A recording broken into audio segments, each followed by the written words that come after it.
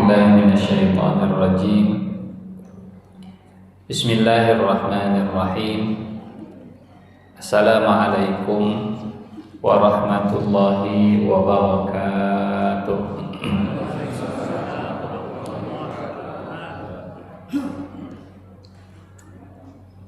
Alhamdulillah. Alhamdulillahilladzi bi ni'matihi tatimmus shalihat.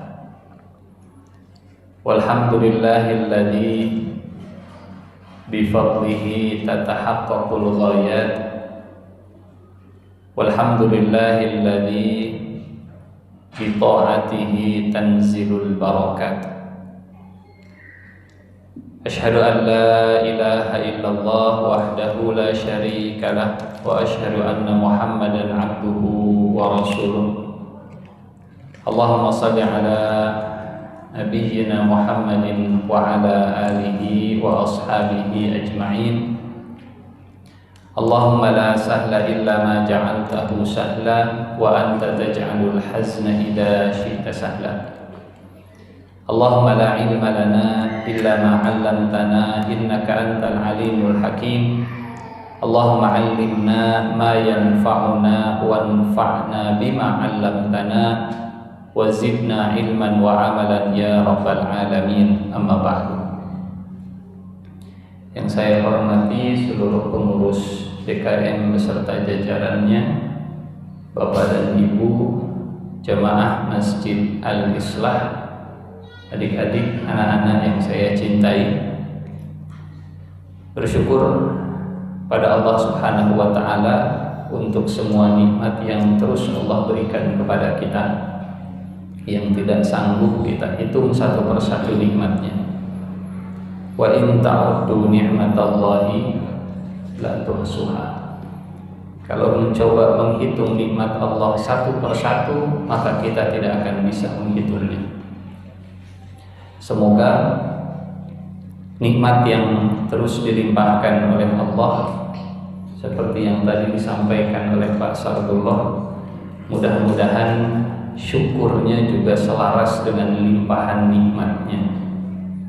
Jangan sampai nikmatnya terus melimpah tapi syukurnya tidak bertambah.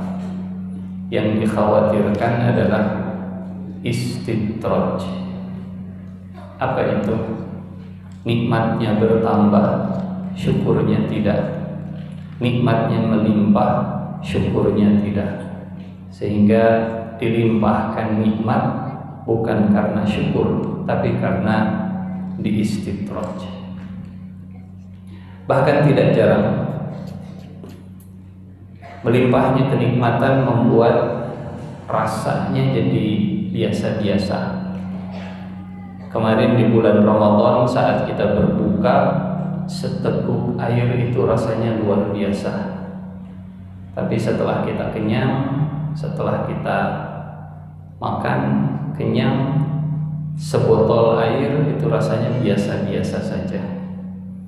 Tidak jarang semakin dilimpahkan kenikmatan, semakin biasa penghargaan terhadap kenikmatan. Kata orang ekonomi, tolong saya dikoreksi kalau istilahnya salah. Kata orang ekonomi, ada yang namanya diminishing value, katanya. Diminishing value, ada penurunan nilai dan penghargaan. Kalau sedikit berharga, tapi kalau banyak jadi biasa-biasa saja. Kalau melimpah jadi biasa-biasa. Kalau tinggal di negeri yang susah air, kalau tinggal di daerah yang sulit air, melihat air itu berharga, sehingga sangat bersyukur kalau ada. Tapi tinggal di daerah, di negeri yang kanan, kiri, depan, belakang banyak air, melihat air jadi biasa-biasa. Dan kalau sudah melihat nikmat biasa-biasa, syukurnya juga biasa-biasa. Jadi ada siklus begitu ya. Sedikit nikmat, syukur besar. Banyak nikmat, syukur malah berkurang karena merasa biasa-biasa. Ketika syukurnya berkurang karena merasa nikmat biasa-biasa, maka nikmat terus ditambah, syukurnya semakin berkurang, jadilah istidraj. Dan kalau sudah istidraj, dicabut sekaligus nikmatnya oleh Allah Subhanahu wa ta'ala. Saat sudah dicabut baru sadar, ternyata selama ini Allah melimpahkan nikmat kepada kita. Baru sadar lagi, baru taubat lagi, istighfar lagi, dan setelah istighfar Allah kembalikan nikmat lagi. Ulangi lagi dari awal, balik lagi siklusnya. Sehingga Allah Subhanahu wa ta'ala menjanjikan dengan syukur pasti akan ditambah nikmatnya, baik tambahan kuantitas atau tambahan kualitas. Wa idh ta'adzana rabbukum la in syakartum la azidannakum. Pasti, kalimatnya pasti. Ada lam di depan, ada nun di belakang, la azidannakum. Dan Bapak Ibu jamaah yang dirahmati Allah Subhanahu wa ta'ala, tidak selamanya tambahan dari Allah tambahan kuantitas. Boleh jadi secara jumlah tetap sama, tapi secara barokah terus melimpah. Itulah yang kemudian kita maknai kualitas yang bertambah dari sebuah kenikmatan. Apa cirinya nikmat itu berkualitas? Sedikitnya dia jadi cukup, banyaknya bisa berbagi manfaat.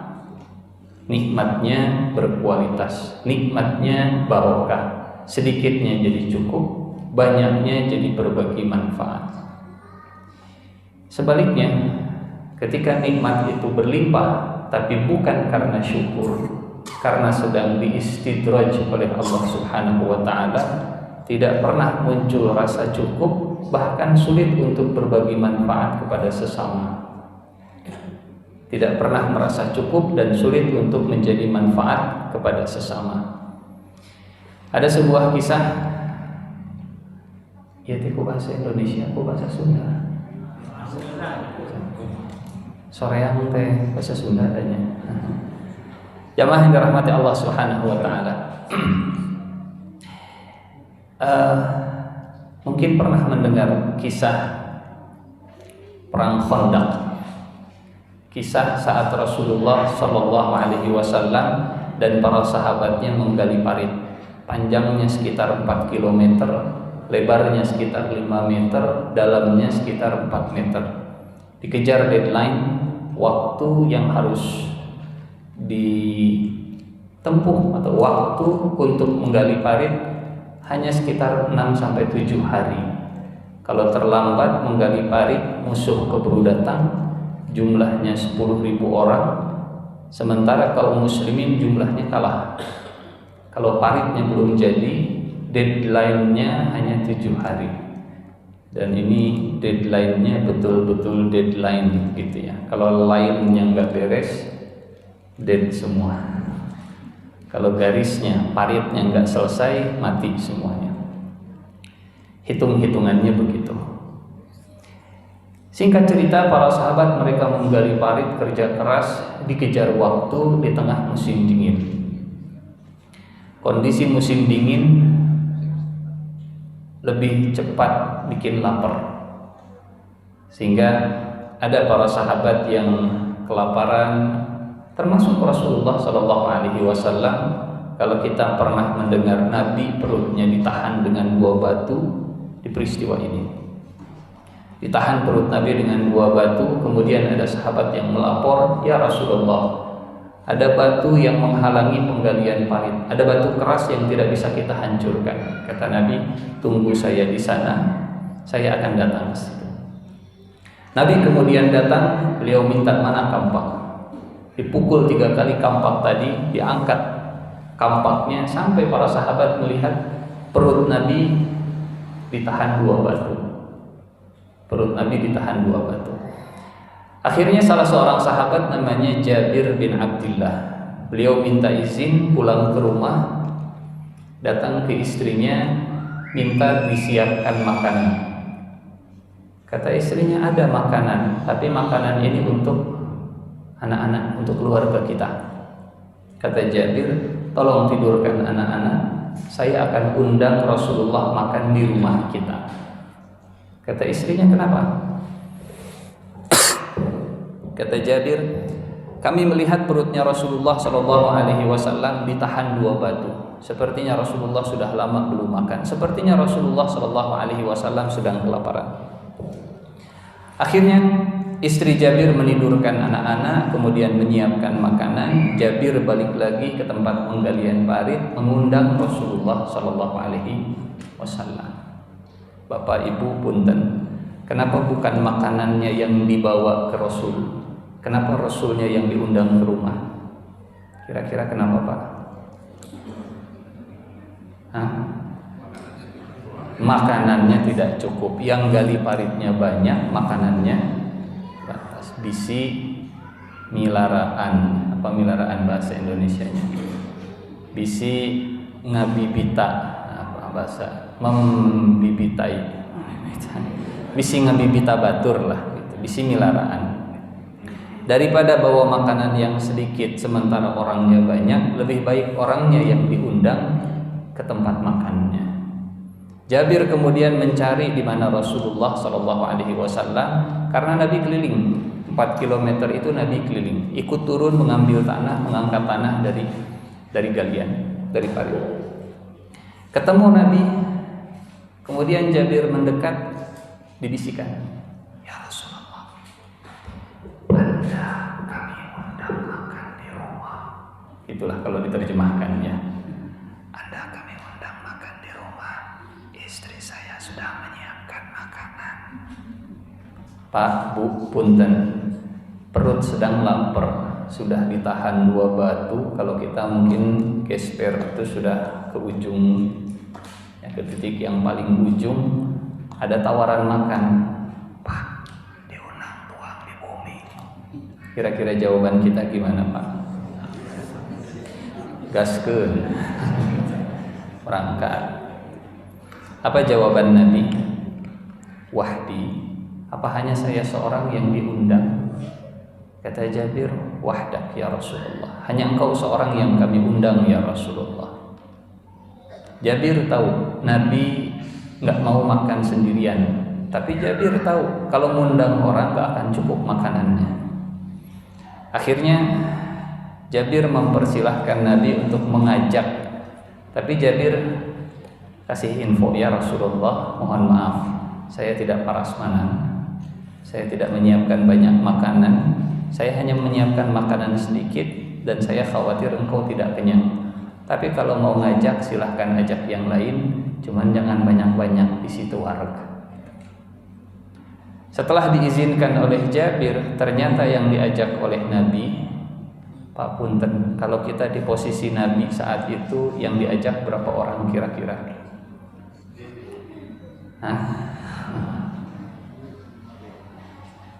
Ya karena masih di masjid 10 tadi. Nabi kemudian perintahkan salah seorang sahabat naik ke bukit namanya Bukit Salah, dibuat pengumuman, ya ma'syaral muhajirin, ya ma'syaral ansor, hai orang muhajirin, hai orang ansor, kita makan dulu semuanya di rumah Jabir. Siapa yang diundang? Semua. Yang sedang gali parit di musim dingin, dikejar target. Kondisi dikejar target itu bikin emosi naik begitu ya, dan emosi naik bikin perut juga jadi cepat lapar, asam lambung tinggi, sudah gitu kedinginan, ada undangan makan. Kira-kira kalau kita jadi Jabir, panik tidak? Panik nggak? Ya panik lah, masa enggak gitu ya. Jabir pulang ke rumah istrinya. Kata Jabir, Rasulullah datang dengan semua pasukannya. Ibu kalau jadi istrinya Jabir panik nggak, Bu? Panik. Kira-kira ngomong apa ke suaminya, Bu? Balik si bapak. Istrinya Jabir istri yang solehah. Solehah itu kan kata Nabi, idza ra'aitaha sarratka. Solehah itu dipandang menyenangkan, membahagiakan, menenangkan. Jabir pulang dengan kepanikan, istrinya bisa menenangkan, tidak terbawa panik. Gak gampang memang. Itulah istri yang solehah. Suami pulang dari kantor dengan kekusutan dan kewujudannya, kepanikan dan ceritanya, tapi melihat istri hilang semuanya. Kata istrinya Jabir, apa engkau sudah memberitahu Nabi makanan yang ada di rumah? Kata Jabir, saya sudah kasih tahu Nabi. Kata istrinya, idzan Allah wa rasuluhu a'lam. Kalau memang Rasulullah sudah tahu apa makanan di rumah kita, kalau begitu Allah dan Rasulnya lebih tahu apa yang bakal terjadi. Makanan yang kita siapkan tidak banyak, tapi Rasulullah mengajak orang banyak, Allah lebih tahu apa yang bakal terjadi.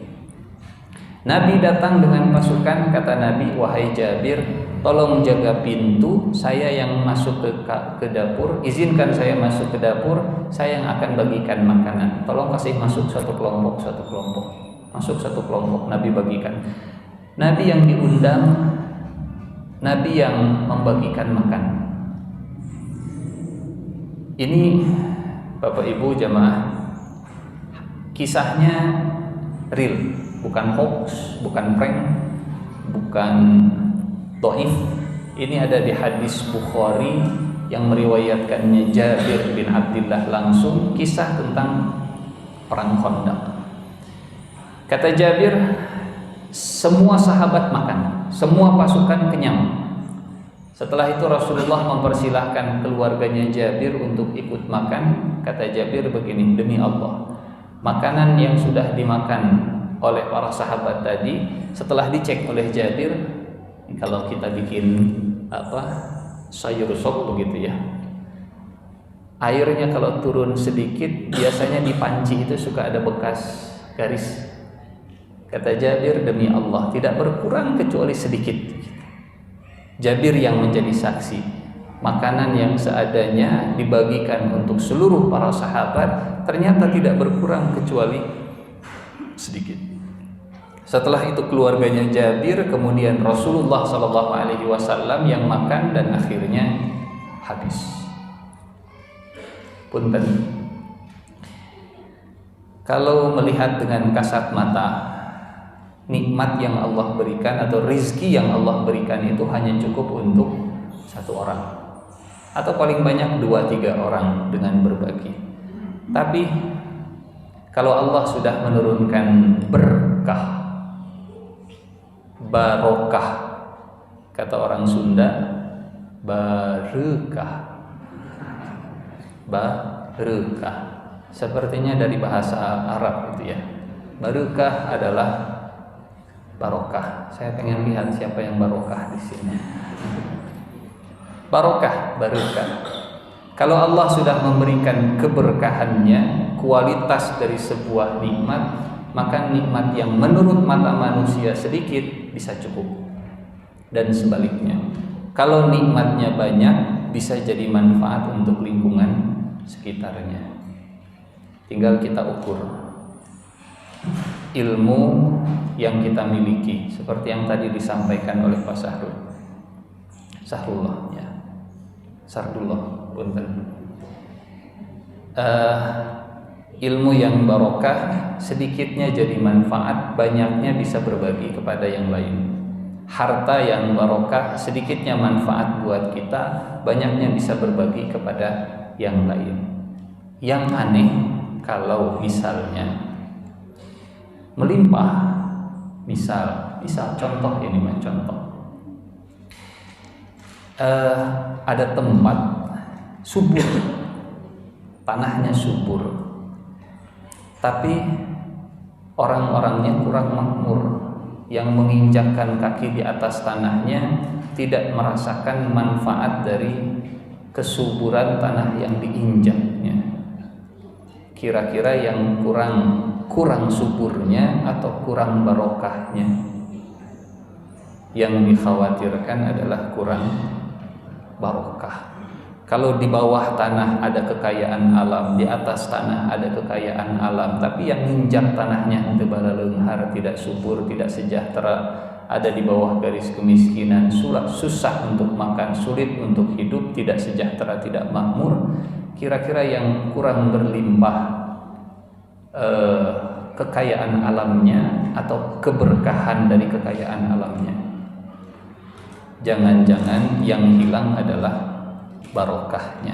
Karena kalau barokah sudah hilang, sekali lagi nikmat tidak akan pernah terasa cukup dan banyaknya nggak akan bisa jadi manfaat.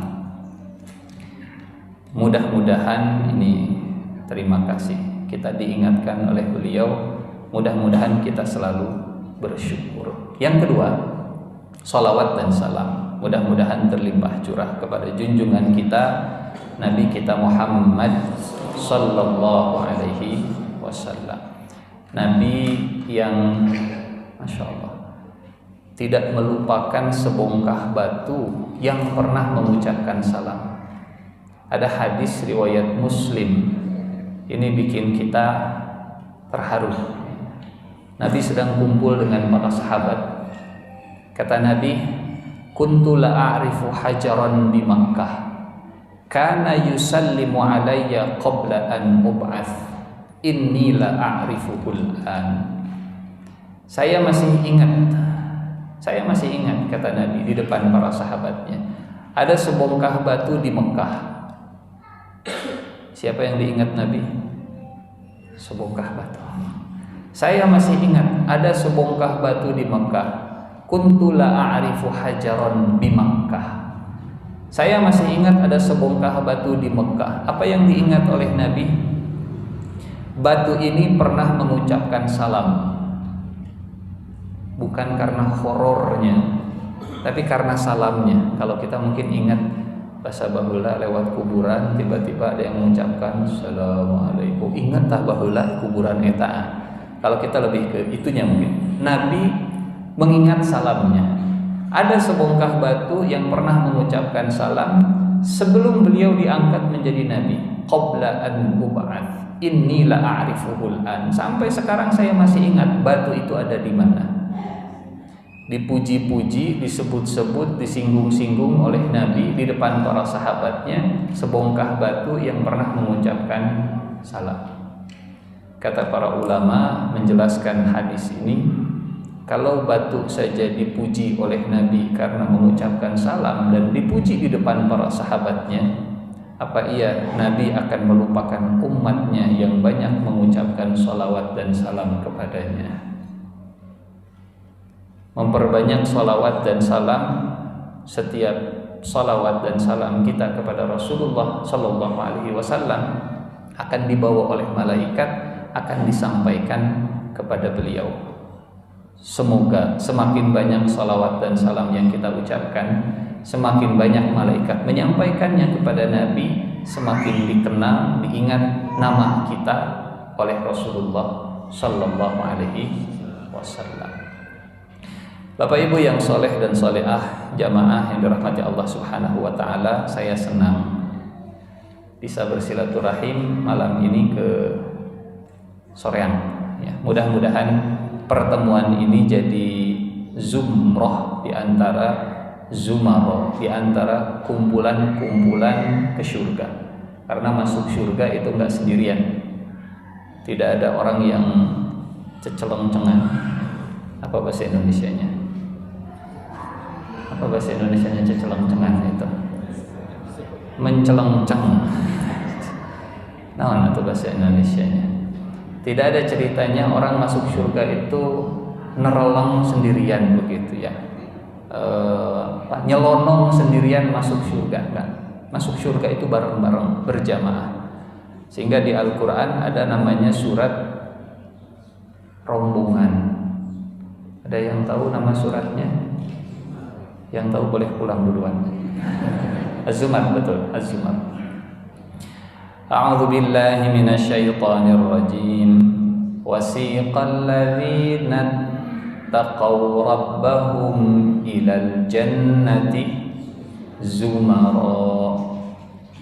Orang-orang yang bertakwa akan dibawa ke surga babarengan. Mudah-mudahan rombongan ini membawa saya ke surga, memperbanyak kebersamaan dengan rombongan ahli surga. Kalau tidak terbawa di sini, mudah-mudahan terbawa di sana. Kalau tidak terbawa di sana dan seterusnya. Ibnul Jauzi kata beliau, kalau kalian tidak melihatku di surga nanti, tolong tanyakan kepada Allah, ya Rabb, mana si fulan? Dulu bareng-bareng ngaji di masjid, bareng-bareng kajian, kok belum kelihatan di surga? Kata Ibnul Jauzi, kalau saya tidak kelihatan di surga, tolong tanya kepada Allah. Mudah-mudahan dengan orang-orang soleh dan teman-teman soleh ada syafaat yang membawa saya ke surga bersama. Kalau saya tidak ditemukan di surga, tolong tanya ke Allah. Mudah-mudahan jawaban Allah begini, oh Ustaz Ihsan mantos dipayun di surga Firdaus. Mudah-mudahan gitu. Jamaah yang dirahmati Allah Subhanahu wa taala,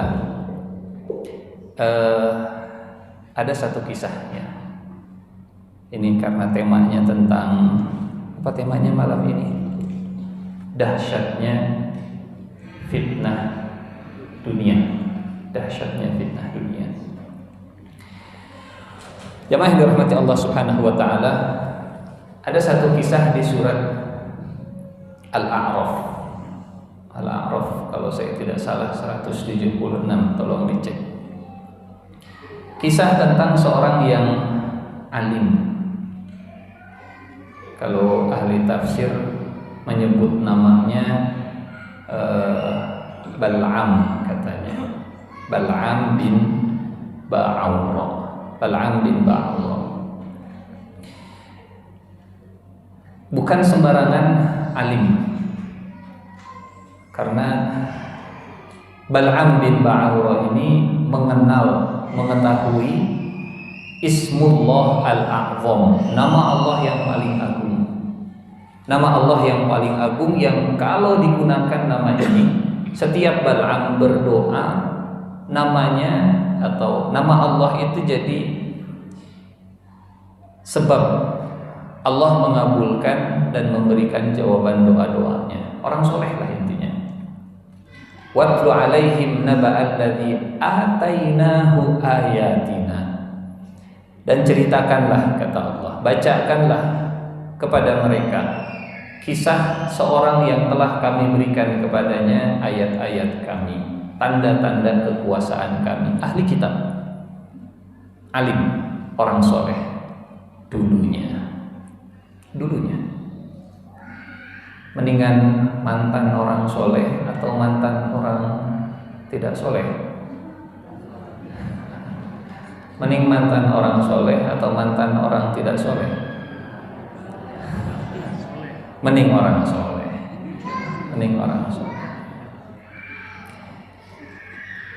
Watlu alaihim naba'alladzi atainahu ayatina fansalah. Orang ini, Bal'am ini kemudian insilah. Redaksi bahasa Al-Qur'annya insalakho itu seperti ular yang lepas dari kulitnya. Salakho itu artinya menguliti sesuatu. Salakho. Insalakho artinya lepas dari kulitnya, lepas dari jasnya, lepas dari pakaiannya. Kulitnya Al-Qur'an, kulitnya agama, jasnya itu jas ayat-ayat Allah, dia lepaskan itu semuanya. Fansalah, dia ganti kulit. Awalnya kulit itu kulit agama, sekarang kulitnya semua dilepas. Fansalah,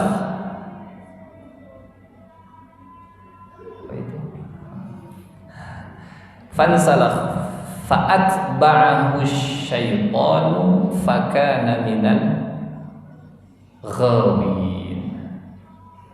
Bapak Ibu punten, setan itu jadi pengikut atau setan itu diikuti?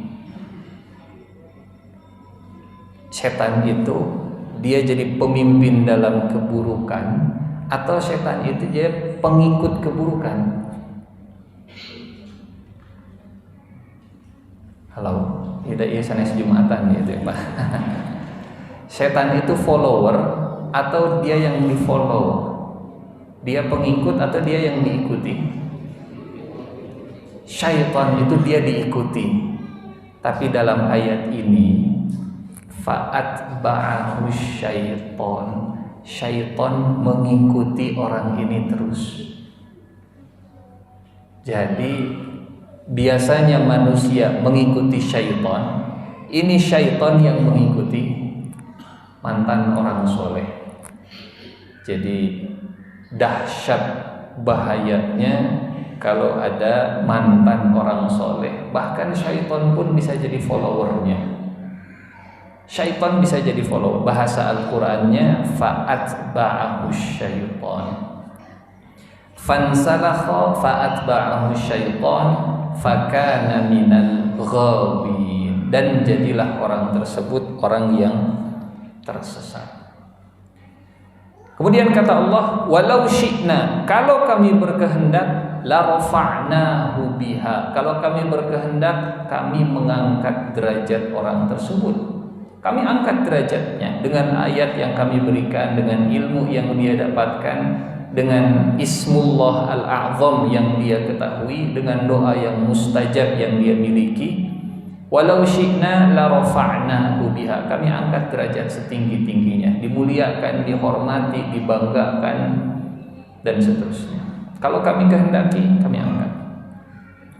Walakinnahu akhlada ilal ardi wattaba'a hawah.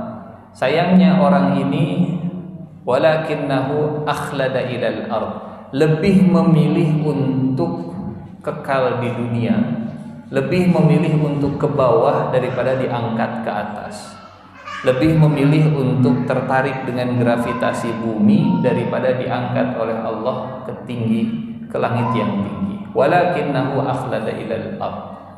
Kenapa dia lebih memilih tertarik dengan gravitasi bumi? Akhlada ilal ard, kata Allah, wattaba'a hawa, karena dia mengikuti hawa nafsunya. Dahsyatnya fitnah dunia, di antaranya di kisah ini Allah ceritakan dari tadinya orang alim berubah menjadi pemimpin syaitan, berubah menjadi imamnya syaitan, gara-gara wattaba'a hawa, mengikuti hawa nafsunya. Bahkan Allah Subhanahu wa ta'ala sampai membuat perumpamaan yang ini menurut kita mengerikan, dan memang mengerikan. Pak punten pisan ya. Mungkin orang Sunda telinganya biasa mendengar salah satu hewan, ya gogok begitu ya. Tapi kalau kalimat tersebut diarahkan ke orang yang alim atau mantan orang alim, pasti kasar. Punten, ada kiai, ada ulama, ada ustadz, kemudian disebut dengan julukan hewan tadi, apa, gogok dan seterusnya, kasar. Bahkan ya sesama sebaya seusia pun kalau bahasa itu keluar sebenarnya kan nggak baik begitu ya. Walaupun kadang lisan orang Sunda mah sudah include bahasa itu teh gitu ya.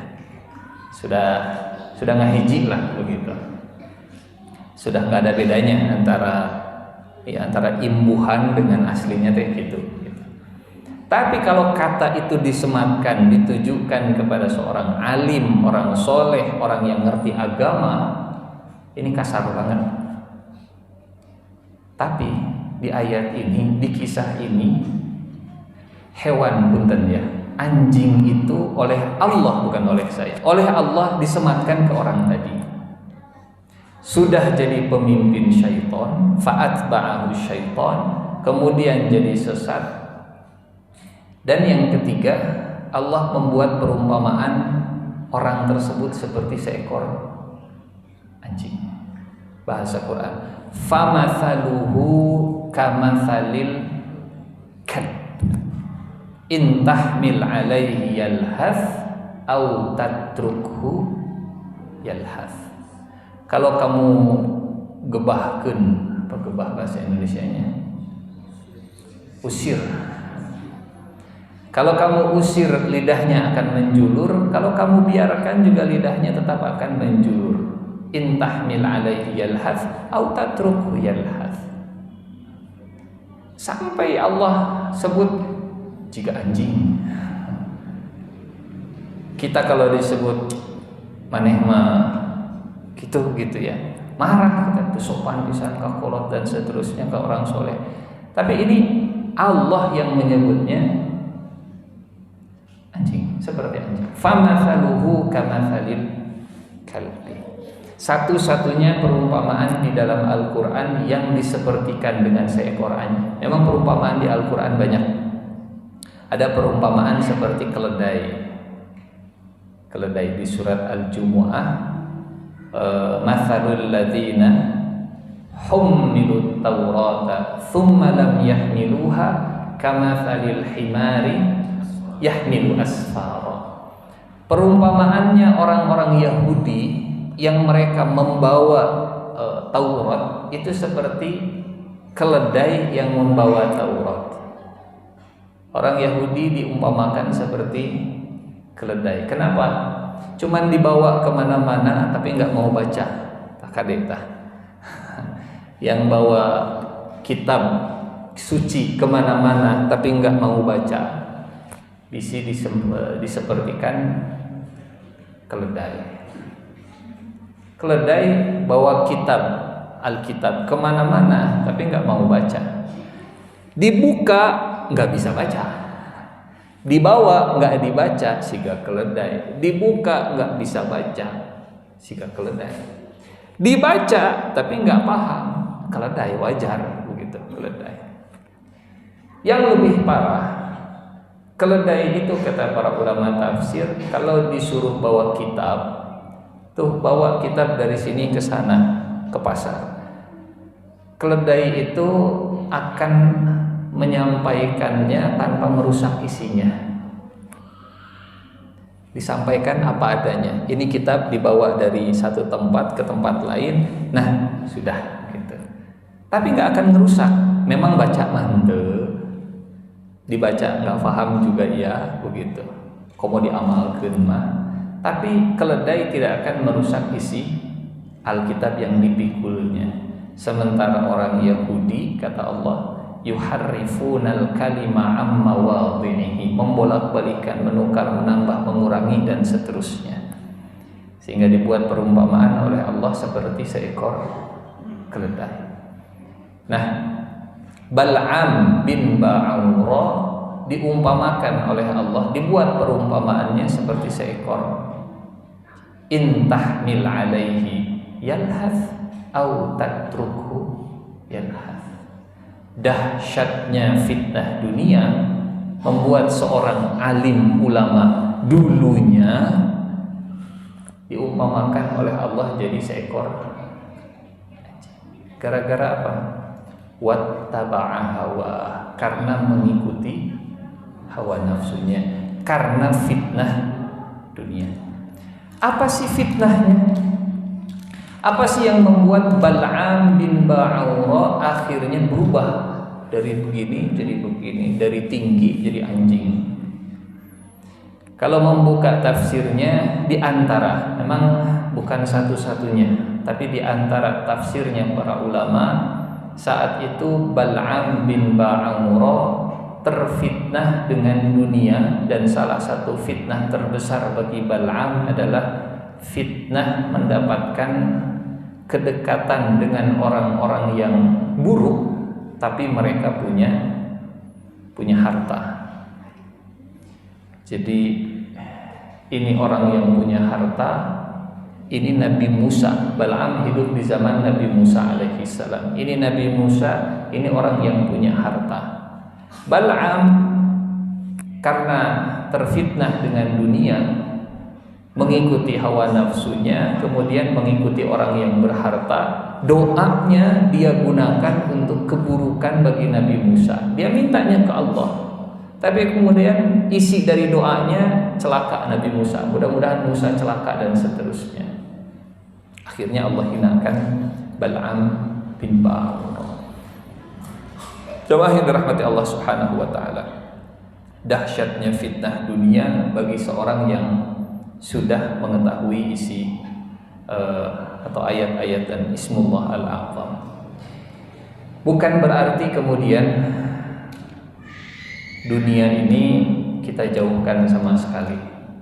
Ada ayat yang saya yakin kita hafal ayat ini atau minimal pernah mendengar ayat ini. Ada di surat Al-Qasas. Surat Al-Qasas surat ke-28. A'udzubillahi minasyaitonir rajim. Wabtaghi fima ataakallahu ad-daral akhirah wa la tansa nasibaka minad dunya. Pernah mendengar ayat ini? Carilah apa yang Allah berikan kepadamu, kampung akhirat. Carilah akhirat dengan pemberian Allah dan jangan lupakan bagianmu di dunia. Saya yakin pernah kita mendengar ayat ini. Jadi kejar akhirat tapi jangan lupakan dunia. Pernah mendengar ayat ini. Yang menarik, Bapak Ibu jamaah yang dirahmati Allah, ayat ini kejar akhirat tapi jangan lupakan dunia. Ada yang tahu di kisah apa? Allah tempatkan ayat ini di tengah kisah seseorang. Wabtaghi fima ataakallahu ad-daral akhirah wa la tansa nasibaka minad dunya. Rumusan agar tidak terjebak dengan fitnah dunia. Ada di tengah kisah orang yang diberikan dunia yang sangat melimpah. Kisahnya Qarun, betul, kisahnya Qarun. Namanya sering kita dengarnya, harta karun, cekurang mah harta karun. Bahasa Al-Qur'annya harta Qarun. Satu ayat sebelumnya di ayat 76 surat Al-Qasas. Inna Qaruna kana min qaumi Musa. Qarun itu dulunya memang yang namanya mantan orang baik itu nggak enak begitu ya. Bapak Ibu, Qarun itu dulunya kata Allah, Inna Qaruna kana min qaumi Musa, termasuk lingkaran satunya Nabi Musa. Qarun itu dulunya ring satunya Nabi Musa. Inna Qaruna kana min qaumi Musa. Qarun itu dulu sahabatnya Nabi Musa. Qarun itu tangan kanannya Nabi Musa. Qarun itu orang dekatnya Nabi Musa. Dulu. Nggak enak ceritanya kalau dulunya orang soleh dan dulunya orang soleh. Baheula nama ahli masjid, aya nama buka atuh. Tah nggak enak itu teh. Dulunya mah Masya Allah tertutup auratnya teh baheula. Ayeuna kumaha gitulah. Gak enak ceritanya. Tapi kalau dibalik begitu ya. Oh baheula nama baragajul, ayeuna mah Masya Allah. Enak begitu kalau cerita seperti itu. Inna Qaruna kana min qaumi Musa. Dulunya termasuk orang dekat Nabi Musa. Fabagha alaihim. Tapi Qarun kemudian jahat kepada Bani Israel. Apa sebabnya? Sama, dahsyatnya fitnah dunia. Wa atainahu minal kunuzi ma inna mafatihahu latanu bil usbati ulil quwwah. Sebab perubahan Qarun karena Allah telah memberikan kepadanya kunuz, perbendaharaan harta. Yang kuncinya saja Allah nggak cerita hartanya, Allah nggak cerita berapa dolar, berapa rupiah, berapa dinar, berapa emasnya, berapa kilo, berapa hektar tanahnya, enggak. Allah cuma cerita kunci gembok untuk menyimpan uang cashnya. Wa atainahu minal kunuzi ma inna mafatihah. Kuncinya. Kalau bahasa sekarang apa? Kartu ATM Kalau bahasa sekarang mungkin begitu. Sebanyak apapun uang yang tersimpan di rekening, kartu ATM nama dengan sakitu. Sebesar apapun gudang penyimpanan emas, kunci nama dengan sakitu.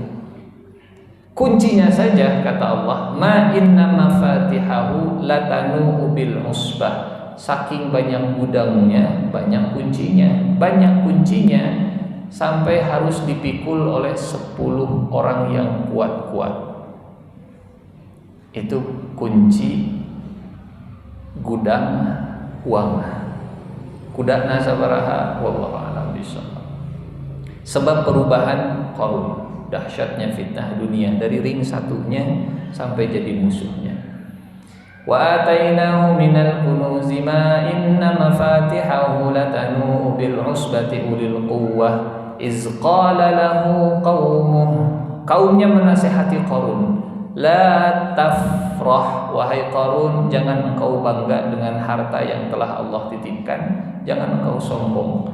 Innallaha la yuhibbul farihin. Allah nggak suka dengan orang yang, Bapak Ibu, secara bahasa farih itu artinya bahagia, tapi diterjemahkan sombong. Kenapa? Kebahagiaan yang berlebih dengan pemberian dari Allah bisa menyebabkan seseorang jatuh kepada kesombongan, kebanggaan yang berlebih. Ahmad bin Hanbal, Imam mazhab Hambali, beliau pernah ditanya, wahai imam, apakah seseorang bisa disebut zuhud kalau dia punya alf dirham? Dulu belum ada istilah juta, jadi kalau menyebut juta, alf. Namun miliar berarti 1000. Apakah bisa disebut zuhud kalau ada orang yang punya uang 1000 dirham? Kata Ahmad bin Hanbal, bisa. Kok bisa? Uangnya melimpah tapi zuhud. Kata Ahmad bin Hanbal, zuhud itu bukan banyaknya harta atau sedikitnya harta. Zuhud itu bertambahnya tidak membuat bangga, berkurangnya tidak membuat sedih. Itu definisi zuhud menurut Imam Ahmad bin Hanbal. Berangkat dari ayat ini, Qarun dinasihati, la tafrah innallaha la yuhibbul farihin. Wahai Qarun, jangan merubah kondisi jiwamu dengan bertambahnya hartamu. Innallaha la yuhibbul farihin, karena Allah enggak suka dengan orang yang sombong. Di ayat berikutnya tadi, wabtaghi fima atakallahu daral akhirah wala tansa nasibaka minad dunya. Qarun, cari akhirat tapi jangan lupakan dunia. Jadi ayat tentang kejar akhirat, jangan lupakan dunia, ada di tengah kisahnya. Artinya apa, Pak? Silahkan kalau hartanya mau sebanyak Qarun, yang penting yang dikejar adalah akhirat. Mungkin tidak harta melimpah tapi yang dikejar akhirat, mungkin tidak. Mungkin. Contohnya siapa? Contohnya Abdurrahman bin Auf, orang yang selamat dengan dahsyatnya fitnah dunia. Abdurrahman bin Auf ketika beliau meninggal, satu istrinya saja, puntennya ibu-ibunya, satu istrinya saja bisa mendapatkan 40.000 dinar. Satu istrinya. Beliau punya 4 istri, tinggal dikalilah. Kalau istri itu kan 1/8 mau istrinya 1/8, istrinya 2/8, istrinya 3/8, istrinya 4 juga 1/8. Kalau istrinya 4/8 berarti satu orangnya 1/32. 1/32-nya saja sudah puluhan ribu dinar. Berapa jumlah hartanya? Bahkan kata para ulama sirah, tidak ada penduduk Madinah kecuali pernah ada urusan uang dengan Abdurrahman bin Auf, baik sebagai customer ataupun sebagai penerima manfaat ataupun sebagai peminjam hutang, ya, ataupun orang yang pernah disantuni dan seterusnya.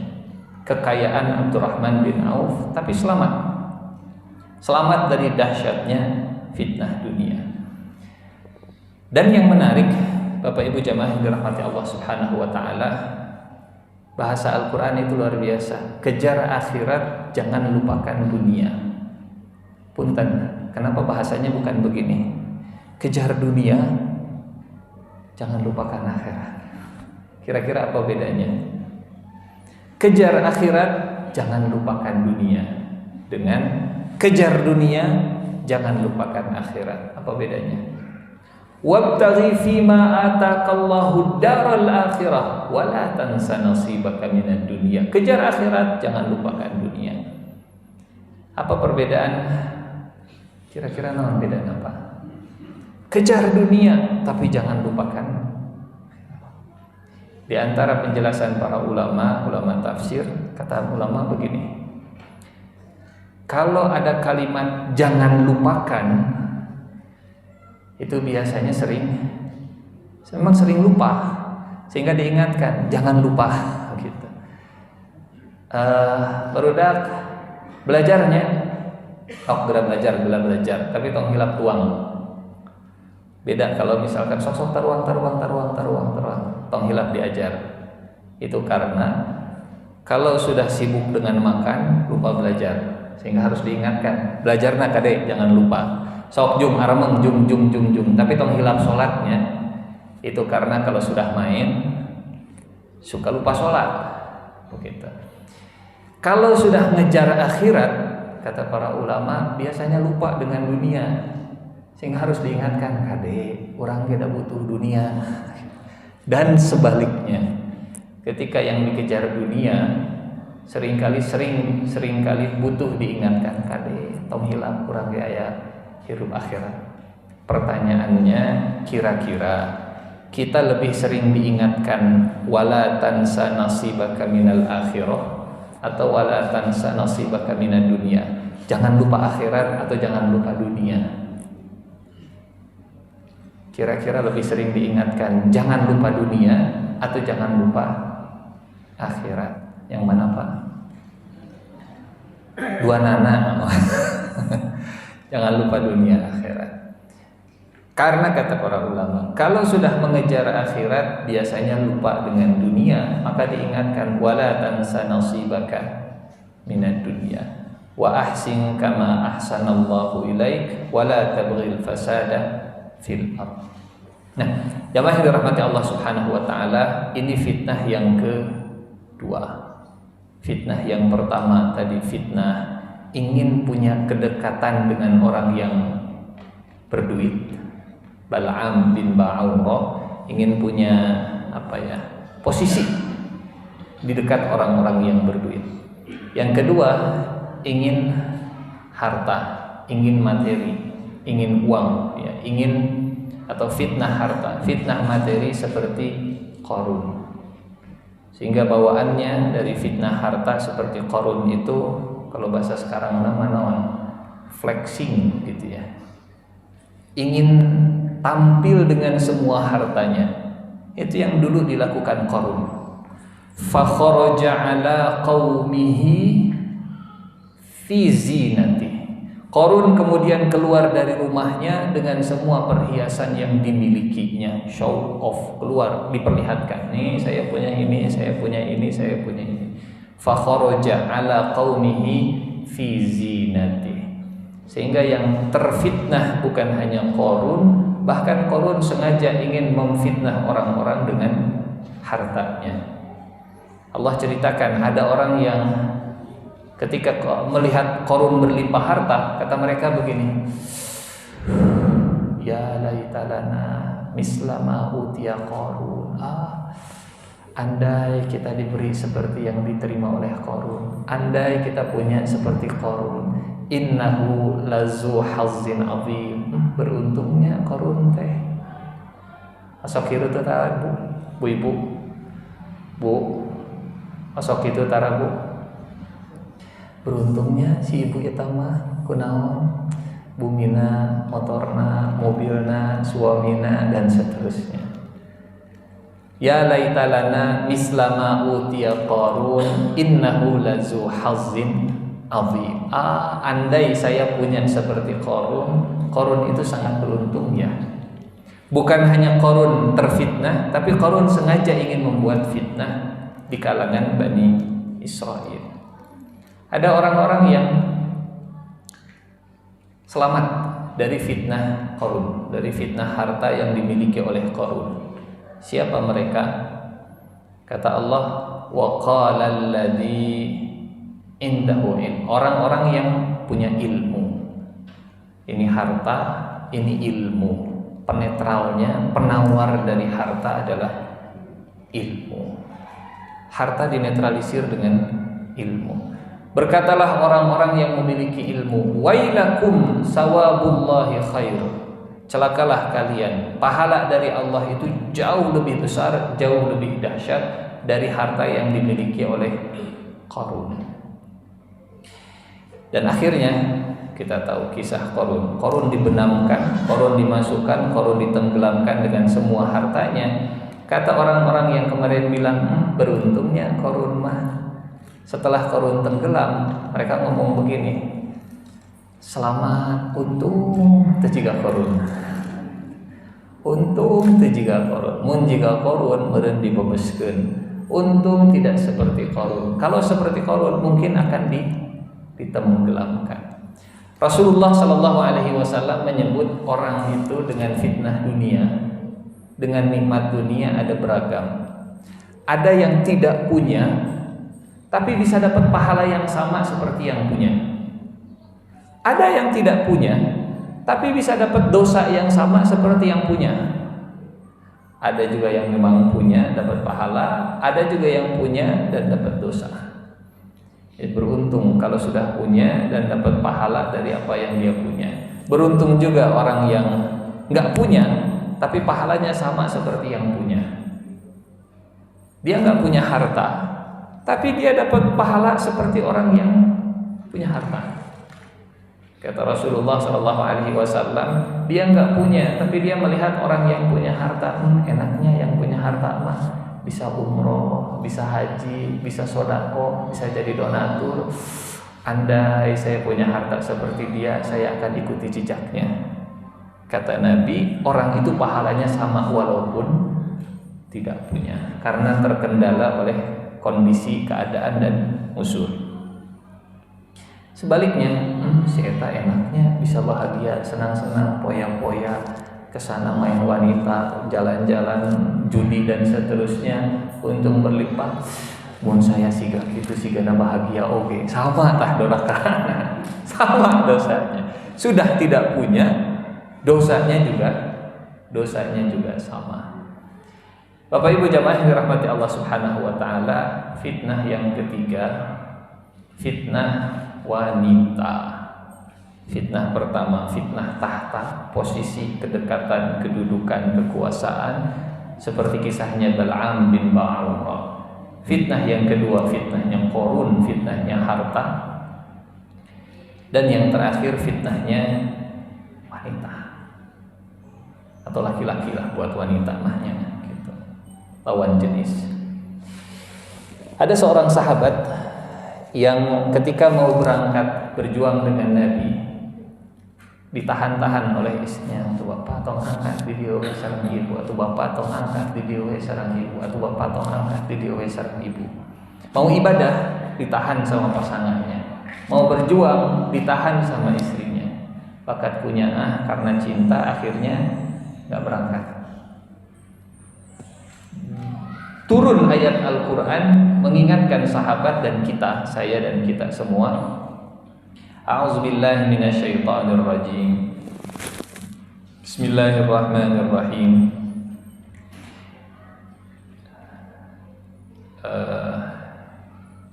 Inna min azwajikum wa auladikum aduwwan lakum fahdharuhum. Wahai orang-orang yang beriman, ya ayyuhalladzina amanu, wahai orang-orang yang beriman, inna min azwajikum, sesungguhnya di antara istrimu, pasangan hidupmu, wa auladikum, dan anak-anakmu, keturunanmu, ada yang bisa menjadi musuh bagi kalian. Punten, panggilan di awalnya ke orang kafir atau ke orang beriman. Wahai orang-orang yang beriman. Ayat ini turun ketika ada sahabat yang ditahan-tahan sama istrinya begitu. Kata Allah, di antara istrimu ada yang, di antara keluargamu, anak dan istrimu, ada yang bisa jadi musuh bagimu. Disebut musuh karena mau beribadah ditahan-tahan, mau berjuang ditahan-tahan, mau berkorban ditahan-tahan, mau berkontribusi ditahan-tahan. Karena cintanya akhirnya diikuti, tapi karena Tuhannya diingatkan akhirnya selamat. Bapak Ibu jamaah yang dirahmati Allah Subhanahu wa taala, ini contoh yang selamat ya dari fitnah wanita, contoh yang selamat dari fitnah dunia. Ada yang tidak selamat. Di zaman Rasulullah Shallallahu Alaihi Wasallam capek karena fitnah wanita dan nggak dapat pahala. Mungkin pernah mendengar ayat innamal a'malu, hadis innamal a'malu binniyat. Kita tahu hadis ini awalnya karena Rasulullah Shallallahu Alaihi Wasallam mendengar ada seorang yang tinggal di Mekah berangkat ke Madinah, jaraknya sekarang Mekah Madinah sekitar 450 km. 450 km dari Mekah ke Madinah ditempuh hanya sekedar untuk mengejar seorang wanita. Padahal tempat wanita ini adalah tempat Rasulullah Shallallahu Alaihi Wasallam. Jarak yang ditempuh sahabat lain sama seperti jarak yang ditempuh orang ini. Dari Mekah sama-sama ke Madinah.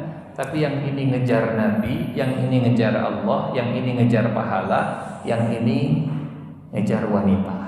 Punten, capeknya sama tidak? Jaraknya sama tidak? Waktu tempuhnya sama tidak? Pahalanya sama tidak? Dahsyatnya fitnah wanita bisa membelokkan dari karena Allah, karena hijrah, ya karena ingin dapat pahala, akhirnya hilang itu semua. Datangnya sama-sama ke masjid, sama-sama ke rumah Allah, sama dari rumah ke rumah Allahnya sama, yang lain juga sama dari rumah ke rumah Allah. Tapi ternyata pas datang ke rumah Allah, yang dilihat bukan pahalanya, yang dikejar bukan Allahnya, bukan cari ilmunya, kayak syaitan itu, dan seterusnya. Kan begitu. Sama-sama dari Mekah ke Madinah, sama-sama jaraknya, sama-sama capeknya, tapi sehingga laki-laki ini disentil oleh Nabi. Faman kanat hijratuhu lidunya yusibuha awim ra'atin yankihuha fahijratuhu ila ma hajara ilaih. Siapa yang berhijrahnya karena dunia atau karena wanita, maka dia akan dapat apa yang dia inginkannya. Fitnah wanita bisa menghilangkan, mengubah orientasi seseorang yang tadinya karena Allah jadi hilang semua pahala. Pekerjaannya sama, kesibukannya sama, kelelahannya sama, tapi pahalanya hilang begitu saja. Bahkan dulu ada hafiz Quran, hafiz dan muazzin. Setiap dia azan naik ke atas menara, dia lihat tetangganya itu ada seorang perempuan Nasrani, cantik, gelis, pokoknya lamun dinilai 8 dari 10 lah, gitu ya. 9 wajahnya hiji, badannya 8. Cantik wanita ini. Setiap kali azan kelihatan kemudian turun. Setiap kali azan kelihatan kemudian turun. Singkat cerita, karena tertarik, kemudian didekati, didatangi. Singkat cerita, kata perempuan ini, kalau kau mau menikah dengan saya, ikuti agama saya, ikuti keyakinan saya. Akhirnya karena wanita dia pindah agama. Yang tadinya hafiz Quran, yang tadinya jadi muazzin, karena cinta, karena wanita dia pindah agama. Hilang semua hafalannya, cuman satu ayat yang tersisa. Cuman satu ayat. Waddalladzina kafaru law kanu muslimin. Satu ayat ini yang masih nempel di kepalanya. Orang-orang yang kafir, mereka berharap agar mereka bisa muslim seperti yang lainnya. Waddalladzina kafaru law kanu muslimin. Penyesalan demi penyesalan, akhirnya orang tersebut ya terpinggirkan, jauh dari masjid, jauh dari rumah Allah, meninggal dalam keadaan kufur. Jamaah dirahmati Allah Subhanahu wa taala.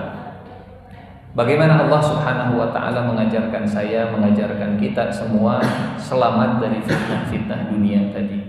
Selamat dari fitnah harta, tahta dan wanita. Dahsyatnya fitnah dunia. Yang pertama, Bapak Ibu yang dirahmati Allah Subhanahu wa taala, kita diajarkan yang pertama, mengembalikan semua kenikmatan kepada pemilik sesungguhnya. Atau konsep alhamdulillah, segala puji itu milik Allah, segala kenikmatan datangnya dari Allah.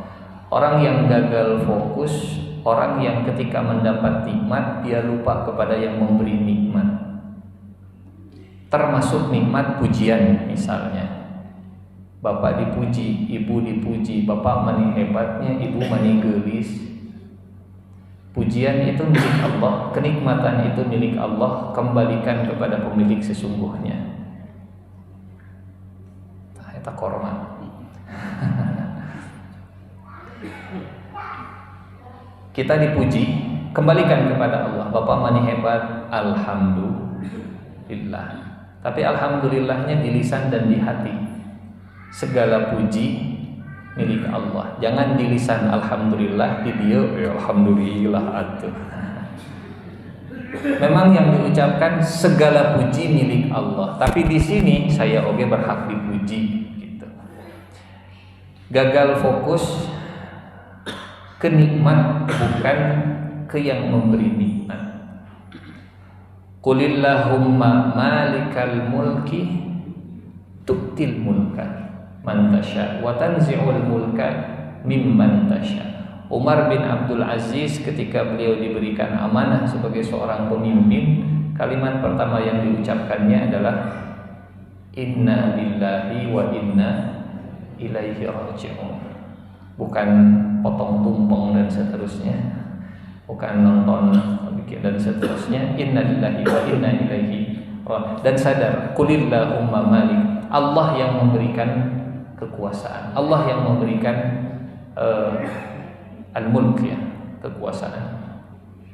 Fitnah wanita, Bapak Ibu jamaah yang dirahmati Allah, siapa lagi contoh terbaik dalam fitnah wanita yang Allah angkat selain Nabi Yusuf alaihissalam? Bayangkan Pak, atau dibayangkan kita. Ceritanya kan begitu, sudah di dalam kamar, sudah dikunci semua pintu, wa ghallaqatil abwab, semua pintu sudah dikunci oleh sang wanita. Wa qalat, dan ketika semua kunci sudah, semua pintu sudah dikunci, kata sang wanita, haita laka, ini aku untukmu. Yusuf yang belum menikah, di usianya yang sudah dewasa, jauh dari keluarganya, ada di dalam ruangan, kan ini faktor tergelincir kemaksiatannya banyak. Jauh dari kampung halaman, aman, gak ada orang yang kenal. Kemudian pintu sudah ditutup, aman, gak ada yang melihat. Yang ngajaknya perempuan, aman, saya tidak melakukan pemaksaan, gitu ya. Apalagi dan seterusnya. Waqalat haytalak. Apa yang menyelamatkan Nabi Yusuf alaihissalam? Kata Nabi Yusuf, qalat ma'adzallah, berlindung kepada Allah. Kemudian setelah itu fastabaqal bab, Yusuf lari. Jadi atuh kumaha deui maka paksa. Nah, ini mah saya mah sudah sudah di ruangan sebenarnya sanes api menghoyong mana itu menghoyong enggak begitu. Fastabaqal bab. Fitnah wanita memang harus dijauhi, lari dari fitnah tadi. Sampai kita tahu cerita ini.